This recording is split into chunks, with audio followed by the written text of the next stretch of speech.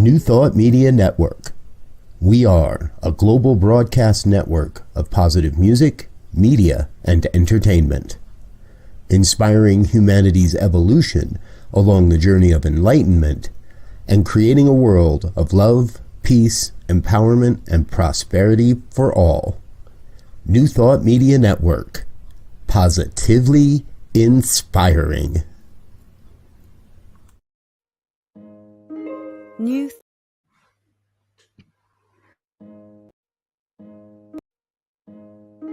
New Thought. Hello, everyone, and good afternoon. Welcome to On Purpose. This is episode 23, The Game of Life. Welcome. Welcome to On Purpose. This is a weekly broadcast supporting you on your life journey. This journey to live a life on purpose, your divine purpose. Our source for this program is we are reading together Ernest Holmes' book, This Thing Called You. So now let's just come into this time of together and into the sanctuary of this moment. So I invite you to become still and connect with the wisdom of your heart. And surrender to this moment and release any activity, any thinking, any planning, judging, or worrying. Just release all thinking, all thoughts. Silence any doubts, the inner critic, the skeptic. Just let them all go and be here now. So I invite you to focus on this moment and let go of what came before and what will come next.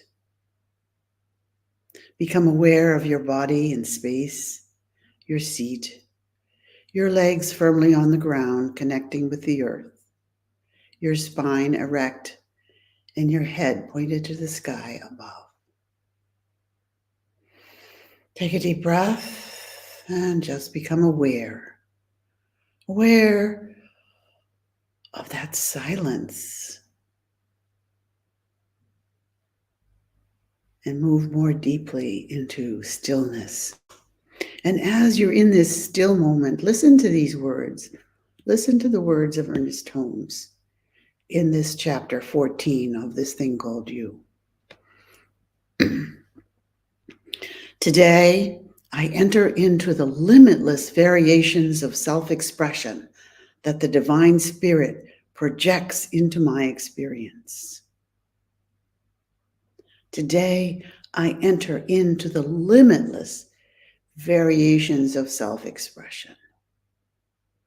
All experience is a play of life upon itself. It's the blossoming of love into self-expression. And the divine spirit projects into my experience, into yours. All experience is a play of life upon itself. The blossoming of love into self-expression. The coming forth of good into the joy of its own being. I play the game of life well, and I enjoy it. Today is my day, and I let it live itself through me, and I choose to enjoy it. These are the words that he has written in this chapter 14. This idea of I play the game of life, I play it well, and I choose to enjoy it. Today is my life, my day, and I let life live itself through me. I surrender, I release, I let go of all of my ideas, and I let life live through me.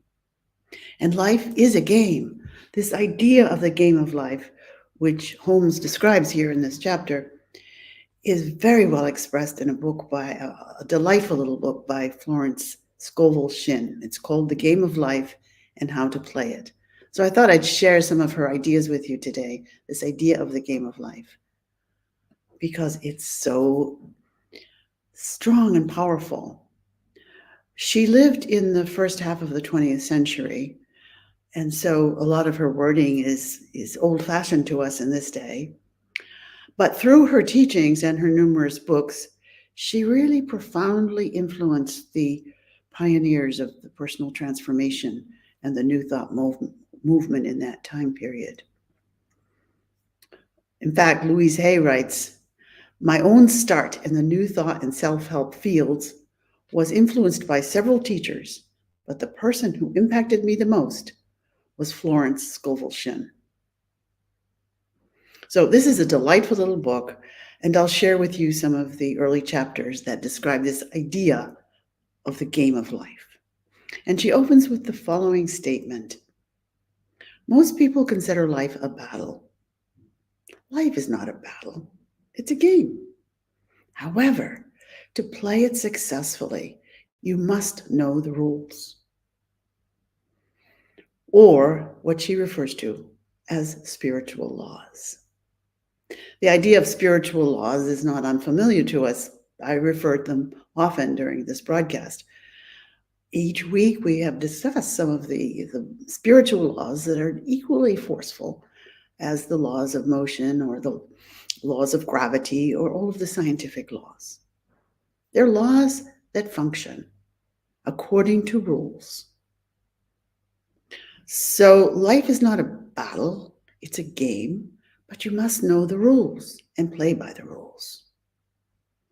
So the fundamental law that she refers to in the opening chapter of her book is this idea.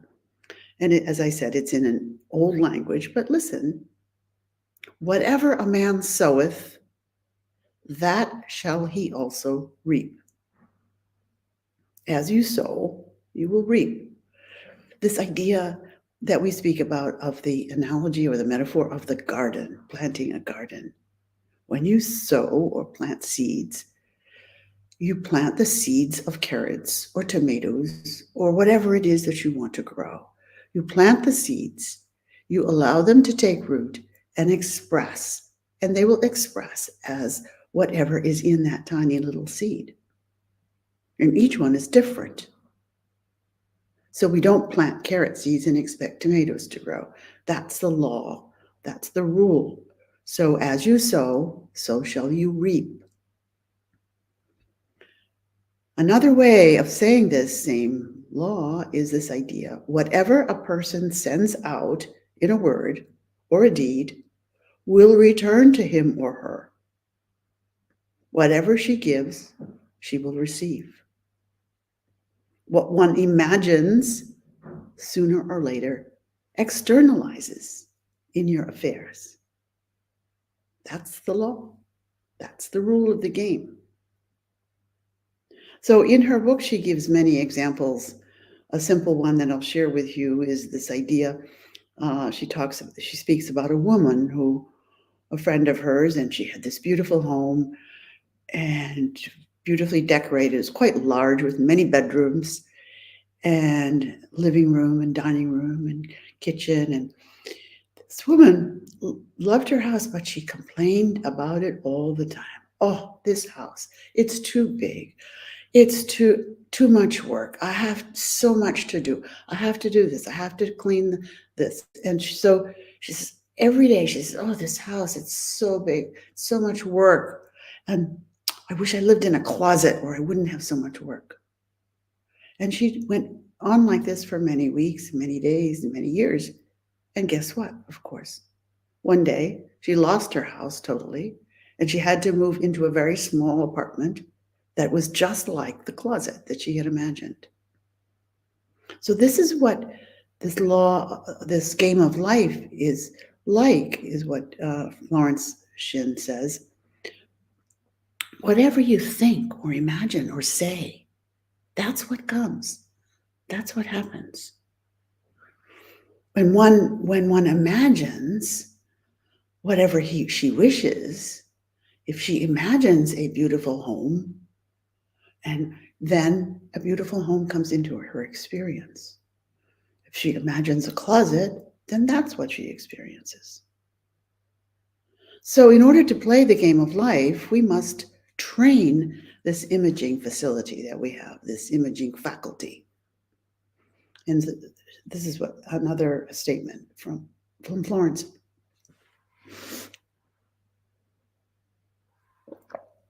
A person with an imaging faculty trained to image only good brings into his life or life every righteous desire of the heart.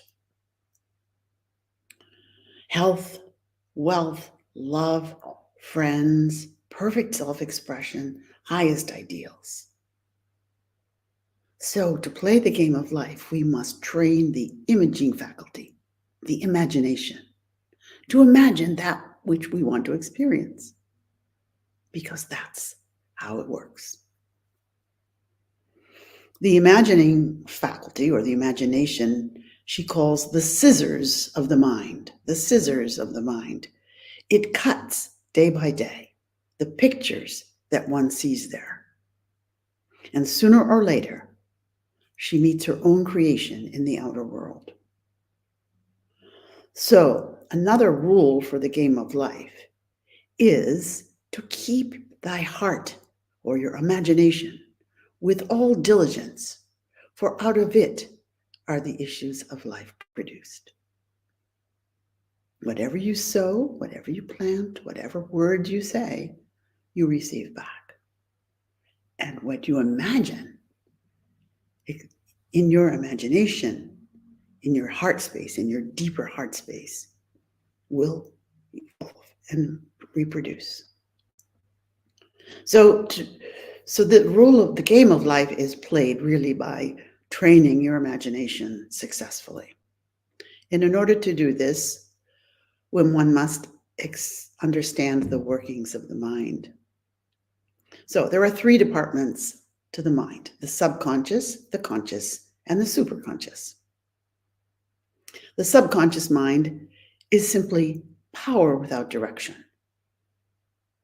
It takes that which it is given and it reproduces it. It has no choice. It has no ability to choose. It simply reproduces what is placed there. So that's the subconscious mind. The conscious mind is that which you are engaging in all the time in your everyday activities, and it creates the images, takes in from your environment, and plants them in the subconscious. And then the superconscious is that God mind, and it is the realm of perfect ideas. In it is the divine design. The divine design.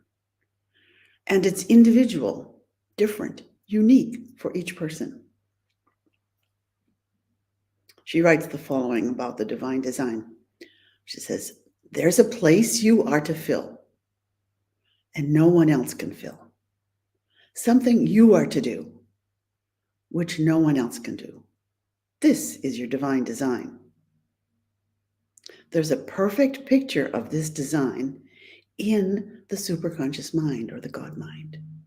And it usually flashes across the conscious as an unattainable ideal, something almost too good to be true. In reality, it is your true destiny, flashed to you from the infinite intelligence, or the God mind, or the subconscious, the supermind, that superconscious mind deep within. Some call it the soul. Whatever it is there, the divine design for your life. We live this life on purpose to fulfill this design that is already implanted in us as we're born. And when we connect with that and plant that in our subconscious mind, then our life unfolds in perfect. And so she states, "In all thy ways, acknowledge the divine, and it will direct your path." Nothing is too great of an accomplishment for the man or woman who follows his intuitive leads. By the word, he starts an action. using unseen forces, and can rebuild the body, gain perfect health, or remold his affairs, gain perfect abundance. These are the rules for the game of life. And so she invites us to repeat the following affirmation daily, constantly, so that we begin to train that faculty of the conscious mind to program the subconscious with that which the divine has planted within us. So listen to this affirmation and take it within, take it into yourself. Infinite Spirit, reveal to me the way. Let me know if there is anything for me to do. How can I serve? I'll repeat those words because it's so important. Infinite Spirit, reveal to me the way. Let me know if there is anything for me to do. How can I serve? The answer will come through intuition or a hunch or a chance remark from someone or a book passage or a book falling off the shelf.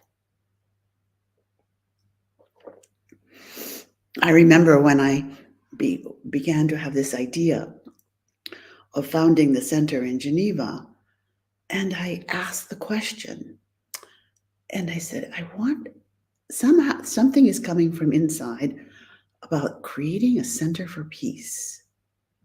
What is that like? And I turned to a bookshelf and reached up, and actually a magazine fell off the shelf onto me. I didn't know it was there, hadn't seen it for years, and it just fell into my hands. And on the cover was the picture of William Ury, who was a great negotiator, conflict resolution person. And I looked at it and I said, oh, that's something that might interest me. Maybe this can help me on my way. I opened it up and it clearly stated there this idea of, in order to create peace on our planet, individuals need to have this inner peace. And so this became the theme for this founding of the center in Geneva and the expansion of the work here in Europe. It just fell off the shelf. So you ask the question and the answer will come. And if you are not sure, you can ask for confirmation as well. Simply say, how will it come? What will I know? So let's reflect now the rules of the game of life. What you sow, you shall reap. What you plant, you will grow. What you place in your subconscious mind will come to pass. So we train this imaging facility, this imaging faculty, our subconscious mind, to see only that which you wish to experience. And how do you know what you want to experience? Keep thy heart or imagination with all diligence and consult your God conscious, your superconscious mind for the direction and surrender to that. So train your imaging faculty to see only what you wish to experience. Keep thy heart or imagination with all diligence. Keep your heart with all diligence. Don't let anything in there that you don't want to experience. When we judge, we are judged. Whatever we do, we receive. What you sow, you reap. And what you plant in your creative faculties comes to pass. In all thy ways, acknowledge the divine, and it will direct thy paths. In all thy ways, acknowledge the divine, and it will direct thy paths. There are many more chapters in the book, but they're all based on this idea of what you sow, you will reap. So there's a chapter on manifestation, what you want to manifest in your life. So it's based on this idea that you create the pictures in your mind, and that's what you manifest. You place it in your subconscious mind. So whatever you place in that subconscious mind, this is what you will manifest. And you do this with your conscious mind. So you begin to rely on your God mind for direction and place this in the subconscious. The rules for the game of life.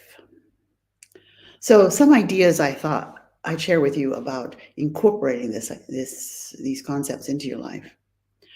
And this is an affirmation that Ernest Holmes writes very frequently, and I've seen it in other places too. But just listen, and perhaps you can create it in your own words. Today and every day, I unlock the doorway of my consciousness and gently open it so that the divine's presence may flood my whole being with light, illumine my being with its radiant glow, and direct my footsteps into the pathway of my divine purpose, which brings peace and joy. When we are living our divine purpose, we experience peace and joy, happiness. So these are words that you can take with every day. You can say them as you awake in the morning. Today, I unlock the doorway of my consciousness and open it so that the divine's presence may fill my whole being with light, and then follow the light. There is for each person, for you today, right now, a perfect path of self-expression. There is a place which you are to fill. No one else can fill this. There's something for you to do, which no one else can do. It is a perfect idea in divine mind, awaiting your recognition. You recognize this as a deep desire, a yearning. It seems impossible. It flashes across the mind as a yearning, as a hunch, but seems too great to be realized. And yet, as the imaging faculty becomes the creative means for this to express, it is necessary for you to see the idea before it can manifest. So the highest demand that you can make is for this divine design of your life to become clear, to become visual. You might say it like this: Infinite Spirit, open the way for the design of my life to manifest. Let that genius within me now be released. Let me see clearly the perfect plan. I'll just repeat that. Infinite Spirit, open the way for the divine design of my life to manifest. Let the genius within me be released, and let me see clearly the perfect plan. And I know, and Spirit knows, that the perfect plan includes health, wealth, love, and perfect self-expression. This is the square of life which brings perfect happiness. This is the game of life. And so at each week, we join together in this centering practice. A centering practice is this pathway to living from the inside out and playing the game of life according to the rules. You remember the 4 steps of the centering practice. First, have the intention. Have this intention to live more entirely from your inner knowing, so that you can bring your brain and your heart, your conscious mind and your God mind in coherence. So you have this intention, and then you consult that intuition, that glimpse that comes across the conscious mind, perhaps, just for a second. And find time to be alone and quiet, and let this glimpse become larger and larger until you see it clearly. Visualize it, feel it, be there, and plant this in your imagination. And then write it down, record it. As we know, the world out there is just full of all kinds of information flooding our minds all the time. And so sometimes we just forget that divine purpose, that focus for our life. So write it down and allow it to be something that you refer to each day. And imagine it unfolding according to the divine plan for your life. How amazing. Surrendering to that plan. Life is not a battle. It's a game. Play it according to the rules. And the rules are quite simple. Quite simple. So today, each week I share with you a poem. And today I've chosen a poem by Rumi as he speaks about this idea of the spiritual heart of the divine imagination. And in this poem, just like our breath that can't be seen or felt, our spiritual heart can't be seen. It can only be felt. It's something that you feel in your core that distinguishes you from just flesh and bones. And if you close your eyes and stay silent for a few minutes, you may even feel this heart right now.